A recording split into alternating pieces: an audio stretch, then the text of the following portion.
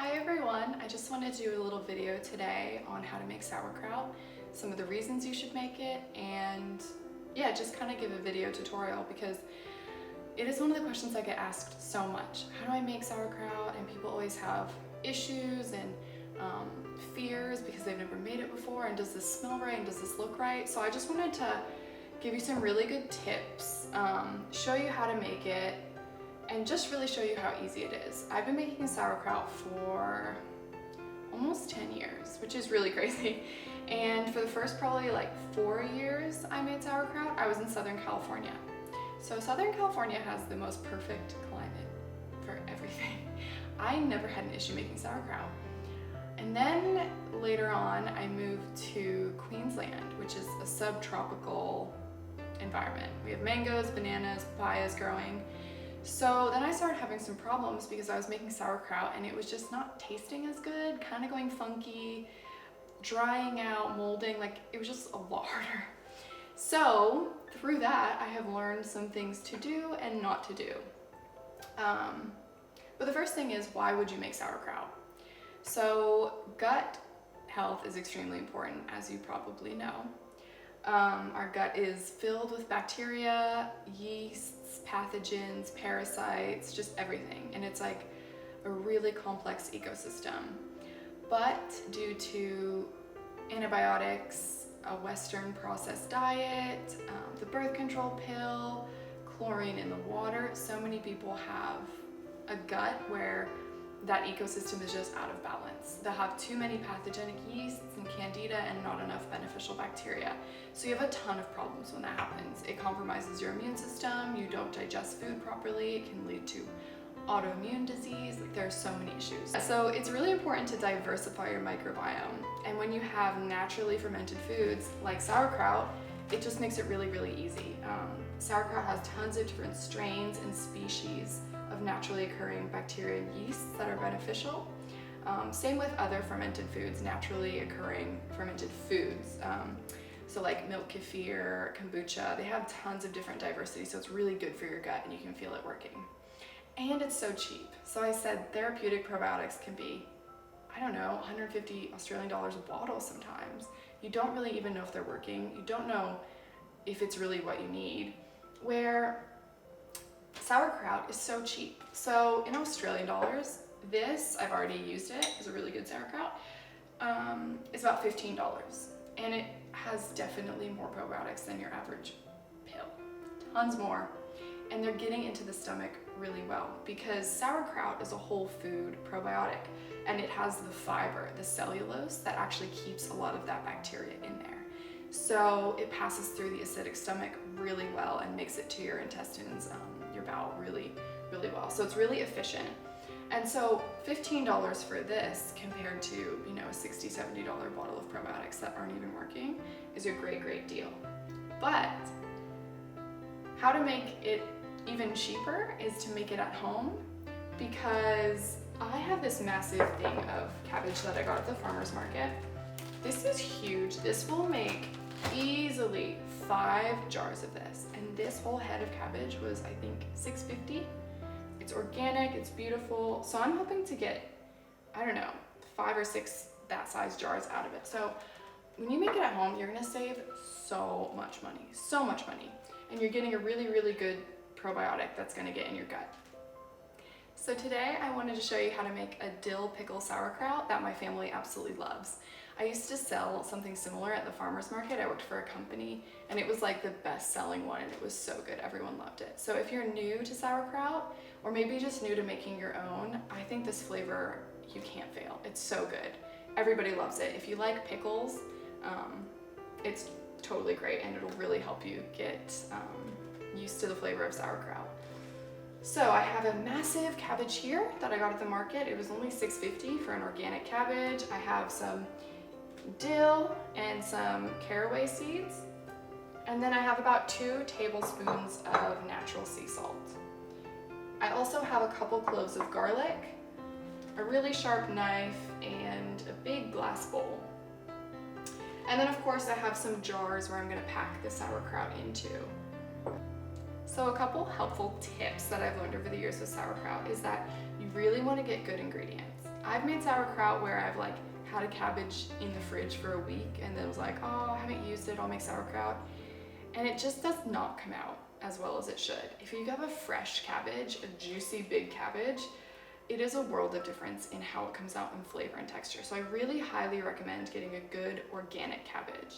It's also really important to have organic ingredients because we're trying to get all this beneficial bacteria in our gut, but non-organic produce is sprayed with pesticides.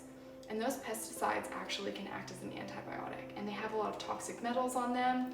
So it becomes really hard to create an environment where you're encouraging healthy bacteria if basically the cabbage you're using is an antibiotic, which means bad bacteria. So always, always, always get organic cabbage and get it fresh and use it. Make your sauerkraut as soon as you get it. Don't leave it in the fridge for a week. That is essential. Another thing to keep in mind is that sauerkraut loves an anaerobic environment, so it doesn't want to be exposed to air at all. So there's a few tools that I can link below, and they have like pickling pebbles where it really helps push down the sauerkraut. We'll get into that later, but it's a really helpful tool to make sure your sauerkraut isn't exposed to the air. I also in the past have used a rock. So I would just find like a rock in the garden, wash it really well, and stuff it in the glass jar, and that keeps everything submerged but below the water, which keeps the environment anaerobic. It's also important to note that sauerkraut does not like an extremely hot climate. So in subtropical Queensland where I am, I've had really big troubles in the summer trying to make sauerkraut because it just ferments really quickly, but it like breaks down and gets mushy, and it always just tastes funky. It doesn't taste as good as it should be. So I found I think the temperature is about 50 to 65 degrees Fahrenheit is really ideal. So you want a slow, cooler fermentation, and that'll just give you your ideal flavor. So if you're in summer and you're not in a controlled environment, I would say don't even bother. I've tried it so many times. I've tried adding more salt and it just doesn't work. So yeah, it's more like, and traditionally when it's made in the winter or the fall to preserve vegetables and keep people going throughout the winter when things aren't growing as well. So, okay, enough about why we're making sauerkraut. Let's get into it. So I have a big head of cabbage, but this recipe only calls for a medium-sized cabbage, so I'm just gonna cut it in half. I'm not gonna use the whole thing. This is where the muscles come in to play.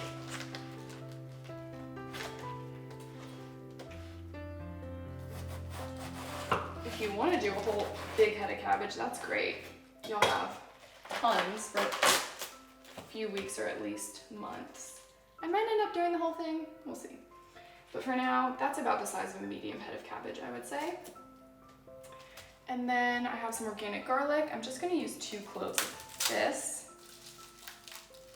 You don't have to use garlic, but it's really, really antifungal. And it's really really powerful for your immune system. It's been shown to kill antibiotic resistant staph infection over and over. So that's pretty cool. So I'm gonna use 2 cloves of garlic. I have about 2 tablespoons of salt. Make sure you're using a good quality sea salt like Himalayan or Celtic sea salt, Redmond's real salt, Baja Gold. I think that's the magnesium one. I'm not sure if that would work, but you just don't want like iodized sodium chloride that's made in a factory because that's not really gonna help. And then I have 1/4 cup of fresh dill and about a teaspoon of fennel seeds. So I'm just gonna start. It's really easy. As you can see, I'm gonna cut it into quarters actually. And I always cut, it's important to have a good knife. I cut off the base because you don't really want that.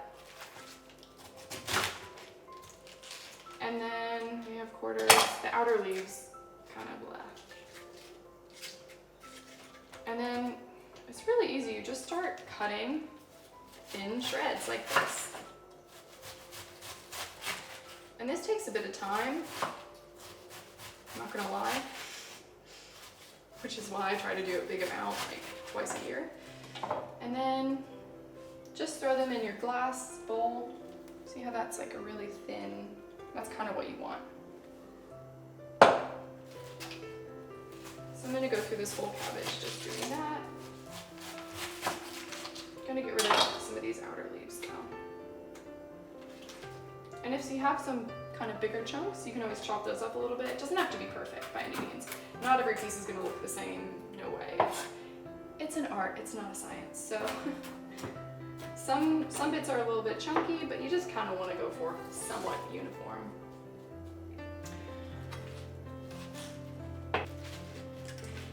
And as I'm adding this cabbage into the bowl, I'm gonna sprinkle it with some of this salt, just a little bit to help it start breaking down.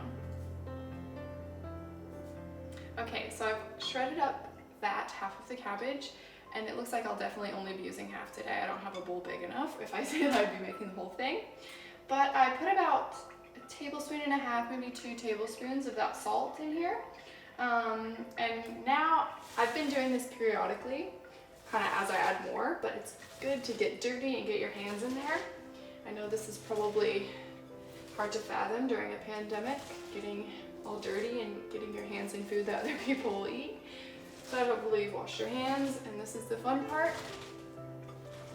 So that's really gonna help release a lot of that liquid from the cabbage, get it out of the fiber. And then I'm just gonna chop up this garlic. I have 3 big cloves here, I'll just do 2. The fun thing about sauerkraut is honestly it is an art. You can make it however you want. If you like more garlic, add more garlic. If you just want to follow what I'm doing exactly, that's another good option. But you could just do just the sauerkraut with cabbage, or just the cabbage and garlic, or just the, you know, you don't have to add the dill and the fennel, but I just find it's a really nice pickly kind of flavor, and everybody loves it. So I like to do that. Plus I'll be giving some to my sister-in-law, and she's obsessed with dill. So mix that in a little bit. Your kitchen's gonna get messy, sorry about that. Which is why I only like doing it, you know, once a month or so. I don't want to do this every week. And I can already feel the juices really getting extracted, and it's already gone from, it was about sitting up here earlier before I put my hands in it all, and now it's already breaking down.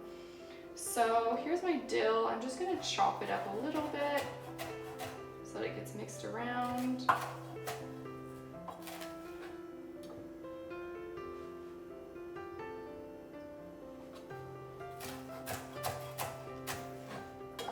There we go.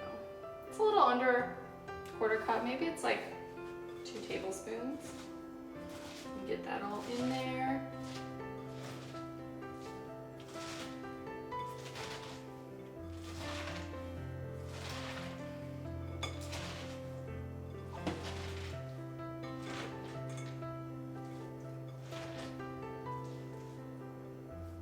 And then I'm just gonna add those fennel seeds. If you hate fennel or caraway or whatever, you don't have to add them, but I think it helps bring out the flavor. And I'm just gonna taste it as well. You don't want it to be crazy salty, but it does need to have quite a bit of salt because salt acts as a preservative. It helps it to ferment, but it also helps it to do a slow ferment. It's really essential unless you wanted to add a starter culture or some other type of starter, like you could add whey. But for now, I'm just doing salt. It's quite salty. So I'm gonna add a little bit more cabbage now. So I reckon for half that cabbage, probably 1 tablespoon of salt, I would say. If I were to redo it. I'll post the recipe below, the perfect recipe. But I just want to add a little bit more because I don't want to have it crazy salty. Now I'll taste it again. Still quite salty. But as it ferments, the salt really mellows out into more of a sour flavor. So I'm just gonna give it a good mix.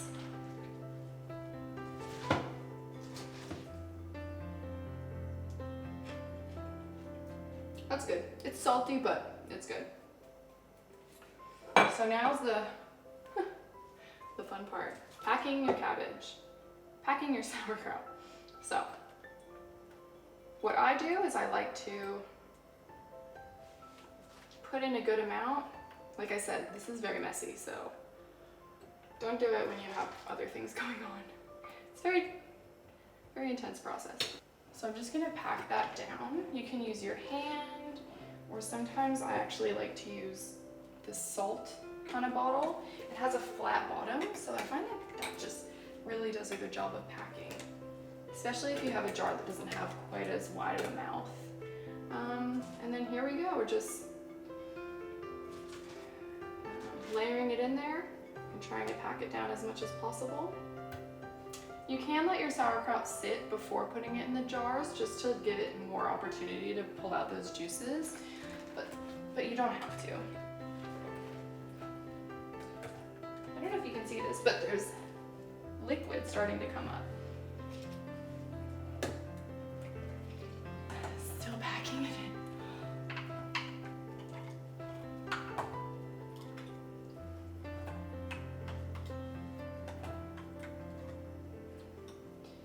There's tons of liquid in there, which is good. You want to scrape it down from the sides. And then there's tons of brine left over in the bowl, so I'm just going to pour a little bit of that liquid on top as well.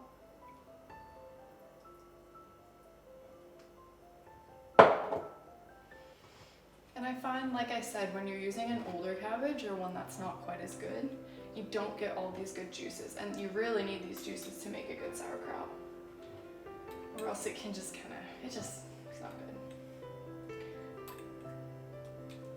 So tons of liquid in there, really good. If you don't have enough liquid, if you just let it sit, usually it'll drain out even more if you keep pushing it down. But another option is you can just add a little bit of salt water if you like. So some filtered water. You don't want tap water because that's going to have chlorine in it, but a little bit of filtered water and a little bit of salt, just add that to the top, and that'll just help with some of the fermentation. So last but not least, I've pushed everything down. There's quite a bit of liquid on top. I'm just going to secure the lid. So like I said, if you're kind of weary about fermentation, you can always add like a clean rock in there, and that'll keep everything submerged. But what I'm going to do, I'm just going to check on this, and I'll keep pushing it down I'll check on it every 12 hours and just re-push everything under the brine. Make sure to put it in a Ziploc bag, a big Ziploc bag, or at least on a plate, because you're probably going to have a lot of overflow from that really good probiotic activity. And it's also a good idea to burp your sauerkraut. So once a day, you can just let out some of the gas like that easily. It might flow over a little bit, but that's a really good sign. You don't want to get rid of that liquid. It's going to be really good long term in your sauerkraut. But yeah, just burping it, releasing some of that gas will prevent it from like crazy overflowing all over your pantry, because I've had that happen. You don't want explosive sauerkraut. Okay, so this is my sauerkraut after 5 or 6 days, the dill pickle flavor. We're in the fall right now, but we're in Queensland, so it's warm but not hot. So it's like the perfect fermenting temperature. You don't want it crazy hot. And after about 5 or 6 days, I've been pushing it down every day. It tastes really good. For me, this is perfect, so I'm gonna put it in the fridge. And if you can see, when I push my fingers down, bubbles are coming up. That's a really good sign. You can see it on the sides as well. All those bubbles coming up. That's all this lactofermentation probiotic goodness.